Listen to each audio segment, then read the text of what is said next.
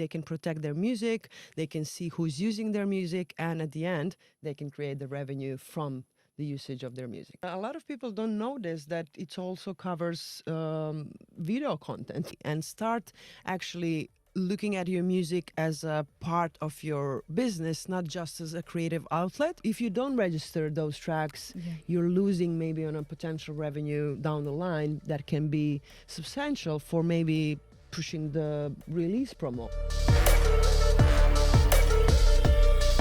So welcome back to our In the Studio session based on Content ID here at SyncVault. I am joined by Marina, who is our Content ID Director and Distribution Director here at SyncVault. We want to break down the common misconceptions about Content ID, what exactly it is, and how you can earn a passive income if you're an artist or a label looking to generate some revenue. So first and foremost, let's start with, what is Content ID? Thank you, Debbie, for having me. I will try to explain this with really simple words, because a lot of you maybe know what it is or don't know what it is or heard about it. It's an audio fingerprinting system that is put onto your tracks and then delivered to YouTube. So YouTube, when it's scanning the whole YouTube and all the videos, they will pick up easily on your track. So what we do is we help artists and labels to upload their music to YouTube Content ID systems, so that way they can protect their music,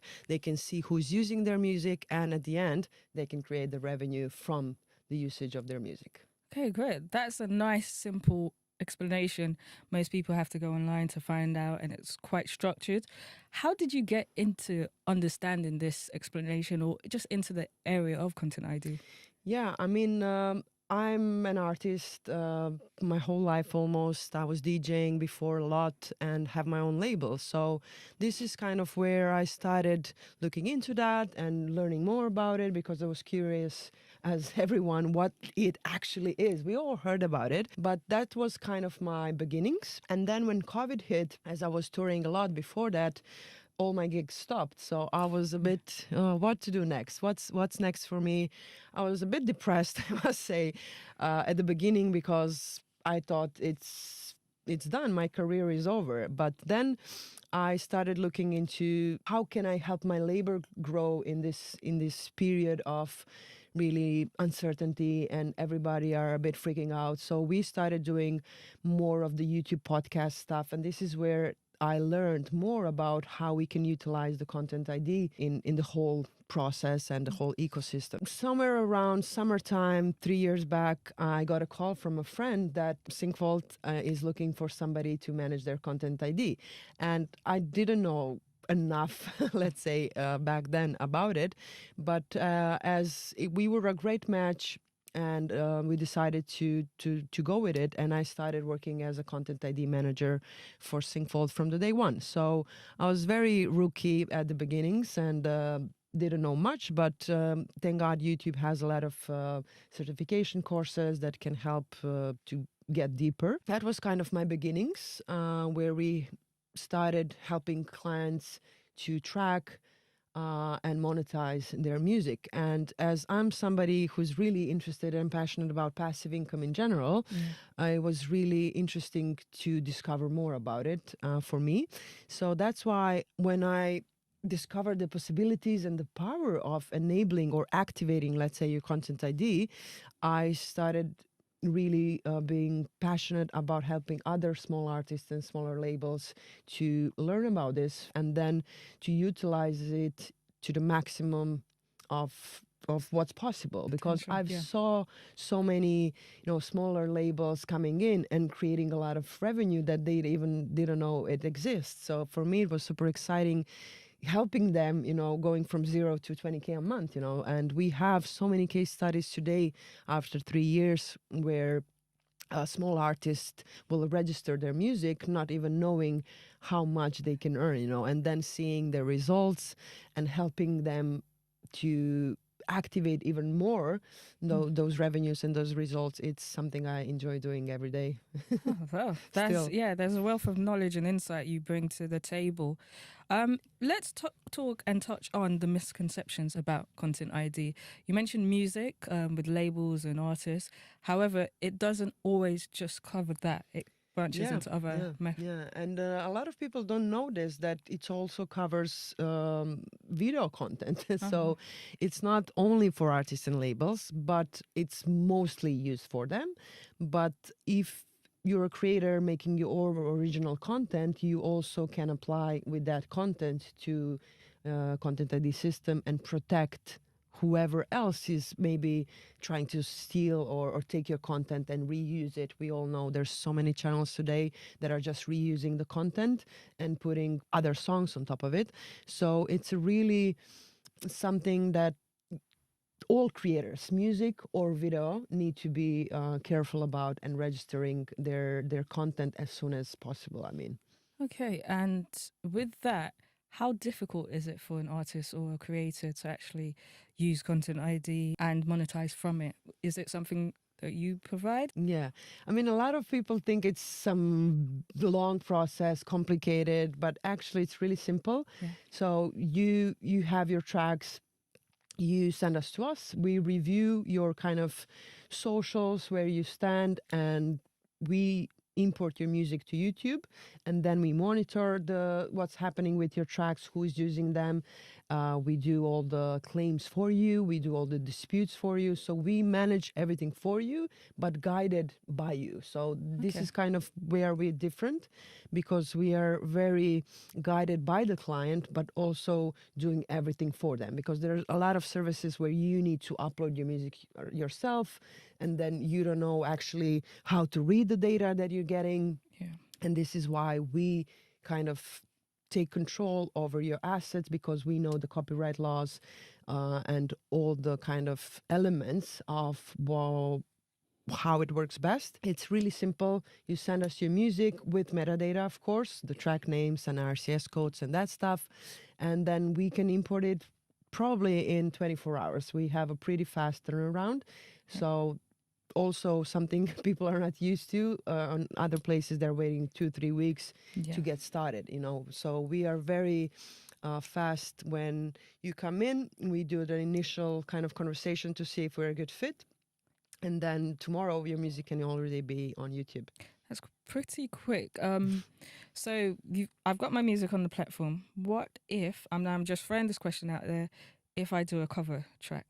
How would you tackle that? A lot of people are curious about that. So what is not eligible for registering in Content ID system is covers, karaoke songs, and any kind of edits of the original song. A lot of people think that, let's say, if they sing a song or if they play the cello of a very famous track, that's theirs. It's not from the sound recording perspective. So if you are a cover artist, then you cannot register your tracks for Content ID.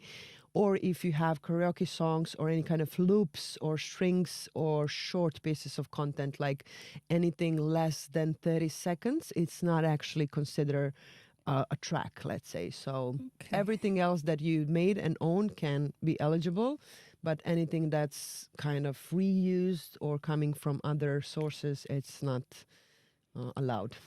Okay, so you've outlined the aspects that can't be used and how we can, as an artist, can upload your tracks and on the platform at SyncVault. Now, for an artist that's independent or a label that's independent, they would see that a lot of these big labels are actually taking a lot of Content ID or even distribution companies. How would they go about asking about this? Because we would have artists that are on the platform have distribution with another company, but they want their Content ID with us. Is that something that we can facilitate? Is it allowed? Yeah, it's actually a really good question, because we have a lot of those cases. And I would say that, yes, we can help even if you do distribute music through somebody else, because they are separate parts, let's say. But usually your distributor will also deliver to Content ID system, but sometimes without you knowing. So there's a bit of a hole in that system where people are not aware of actually where is their music going. They think it's just going to all the stores, but sometimes it's also going to Content ID, because the revenue from Content ID plays, it's much higher than the streaming numbers usually.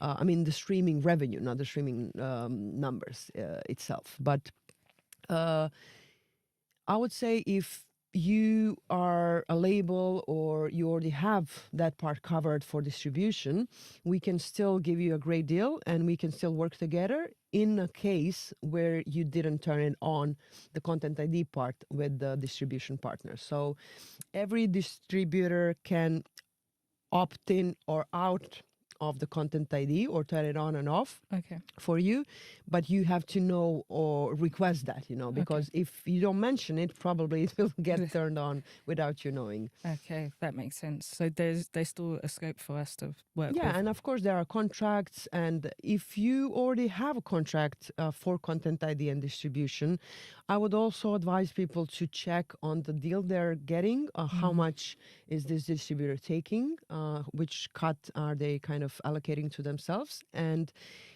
check when your contract is ending, because you never know, how much you can grow if you change the the service provider, let's say, because we all have different DSP deals and partnerships that can impact how high, let's say, the music is delivered, in a sense that there are different partners that are kind of valued differently. So let's say you use a third-party partner that you're not happy with, or they're not paying out, or they're not giving you reports, you can always opt in from that contract and look into different options if available. Yeah, similar to if you had a mobile phone, you wanted to look for a better deal that's more adaptable to how you use your mobile phone. So similar way with Content ID. I'm just giving a layman's term. But great analogy. There we go. So question for you. What happens if someone uploads a video that contains copyrighted content without the artist's permission or the label's permission? How would SyncVault or your team deal with that? And I'm guessing that's more on the claims side.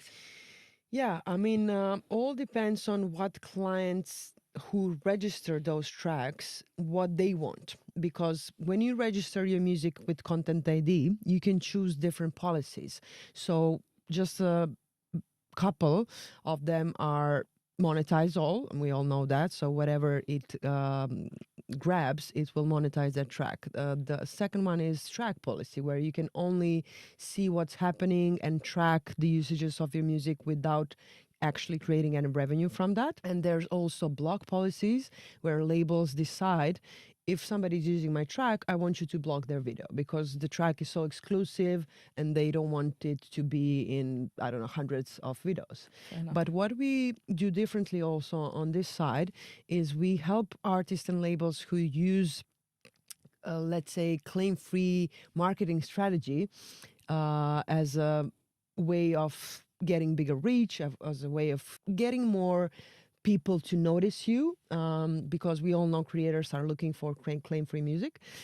So we have a couple of clients that use this strategy as a promotional tool. So we built a really cool tech to support this, so we can scan the YouTube video descriptions really easily with those bots and check if, let's say, this track that is used on this video, does it have the credit that it needs. Okay. Because every artist or label that will give their music claim-free, they will require at least to mention them, So this is what we are trying to scan and verify if the credit is there. If yes, then we don't claim. If no, then we claim the track and create some revenue for the client. So it's a really much smarter way than majority of people are doing with whitelisting, because with whitelisting you're giving this channel full control over your music, so they can use one track or all of your tracks. You wouldn't even know because it's getting whitelisted. But in this case, you don't have to whitelist anyone, but you just release the people who do credit you. So it's really simple to manage that kind of I would say marketing strategy. Okay, it seems like Content ID has a lot of win-wins. Yeah. If you could sum it up in one statement and throw in some benefits for the artist and the label, how would you address that to our audience? Yeah, it's a great question, Debbie. But I would say, like, first of all, get educated. Like, it's really an important topic that not enough people know enough about, you know. So start there. Second, I think if we talk about music creation, I think it's really important to protect your music and to start early and start actually looking at your music as a part of your business, not just as a creative outlet, because the tracks that you make can make you money maybe 5 years ahead or 10 years in the future. So if you don't register those tracks, you're losing maybe on a potential revenue down the line that can be substantial for maybe pushing the release promo or creating a video for whatever you need. So I would say the key benefits are protecting your music, creating passive income from the creative tracks that you did. But if you are asking me what are the benefits of joining us, I would say definitely the free promotion that we give to all of our clients, to our huge network of influencers that we have on our platform. So that's kind of giving you the bigger reach, more eyes on your music. So in an effect, it's creating more revenue down the line. So that's a big one, free promotional campaign. The fastest support you will get anywhere because we reply in 24 hours always. We have really great reporting, a dashboard where you can see all your analytics and the data that you need to make other decisions maybe later on regarding marketing or regarding the tours that you're doing and stuff like that. And as I mentioned, this license scanning tool, that's something that nobody else has, which is really useful and really fast tracks the delivery and the management of the claims. Because before, labels would go manually check if there's a credit, and then it's a lot of work. And now we have bots, boom, boom, boom, it's done in 5 minutes. So definitely there's a lot of benefits of joining SyncVault, but if you're interested, I would love to talk to you more about it. Just check the syncvault.com. We have a beautiful landing page at syncvault.com/contentid. And I would love to talk more and help young, big, small artists, whatever, to make more money. I mean, because a lot of artists have this mentality of, I just want to make music. I don't care about the business side. But trust me, in 10 years, you will be sorry that you didn't care. And I've been through this. I'm telling you from my own experience. I'm sad or I'm sorry that I didn't know about this before and that I didn't start it sooner, because now I would already see all the small increments of that. So, okay, and you touched on music business. I'd like to end on that because at the end of the day, there's a creative side with the music, but it's still a business and an industry. And if you do get educated on that, you can adapt your career to reach the milestones. And please definitely connect with Marina. Thank you for joining us this week on the studio sessions. Bye.